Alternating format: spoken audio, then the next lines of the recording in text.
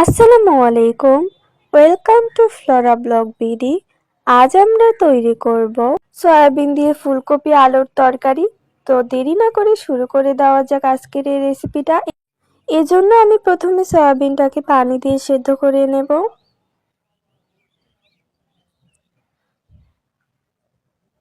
সয়াবিনটা সেদ্ধ হয়ে গেছে আমাদের, এবার আমরা এটাকে নামিয়ে নেব। নামিয়ে নেওয়ার পর সয়াবিনটা থেকে পানিটা ঝেড়ে নেব।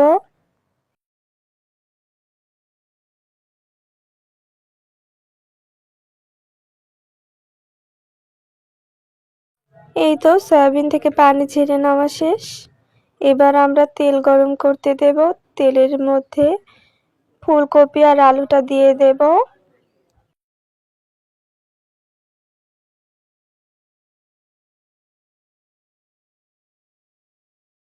এর মধ্যে আমরা দিয়ে দেব সামান্য গুঁড়া মরিচ এবং লবণ।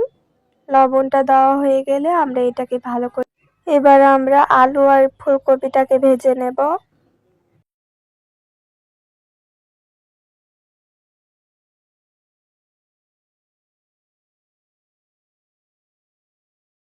এই তো ফুলকপি আর আলুটা ভাজা হয়ে গেছে, এবার আমরা এটাকে উঠায় নেব।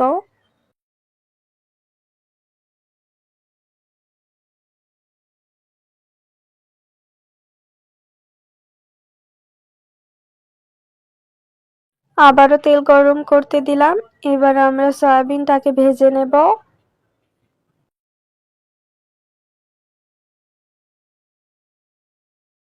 এই তো সয়াবিনটা ভাজা হয়ে গেছে, এবার আমরা সয়াবিনের ভেতরে 2টা ডিম দিয়ে দেব।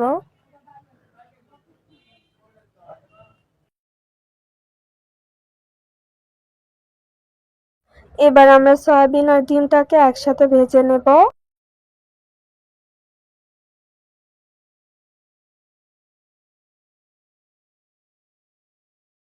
সয়াবিন আর ডিমটা ভাজা হয়ে গেছে, এবার আমরা এর মধ্যে সামান্য লবণ দিয়ে দেব। লবণ দেওয়া হয়ে গেলে আবার ভালোভাবে এগুলোকে মিশিয়ে নেব।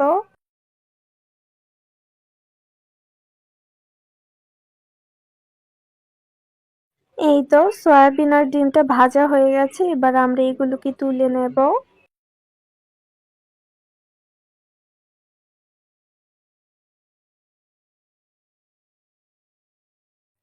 এবার কড়াইয়ে তেল দিয়ে দিয়েছি। তেলের মধ্যে দারচিনি, এলাচ, লং, সাথে কাঁচামরিচ এবং পেঁয়াজটাও দিয়ে দেব। এগুলোকে এবার ভেজে নিতে হবে। এই তো ভাজা হয়ে গেছে, এবার আমরা এর মধ্যে দিয়ে দেব আস্ত জিরা। এরপর আমরা আবারও মিশিয়ে নেব। এবার আমরা এর মধ্যে পানি অ্যাড করব।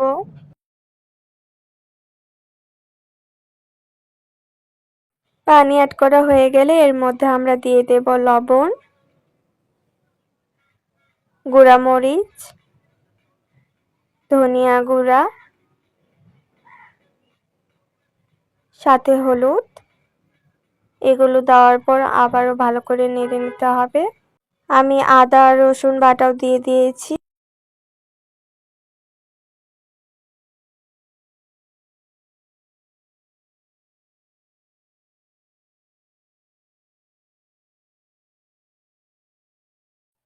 এর মধ্যে আমি ভাজা আলু আর ফুলকপিটা অ্যাড করে দেব। অ্যাড করে দেওয়ার পর আবারও ভালো করে মিশিয়ে নেব।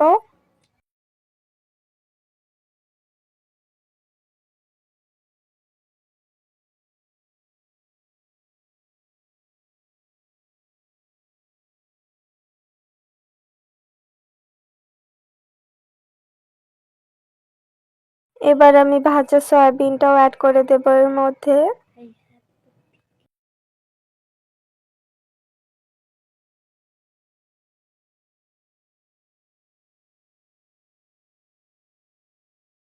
এই পর্যায়ে এসে আমি কিছুটা পানি অ্যাড করব।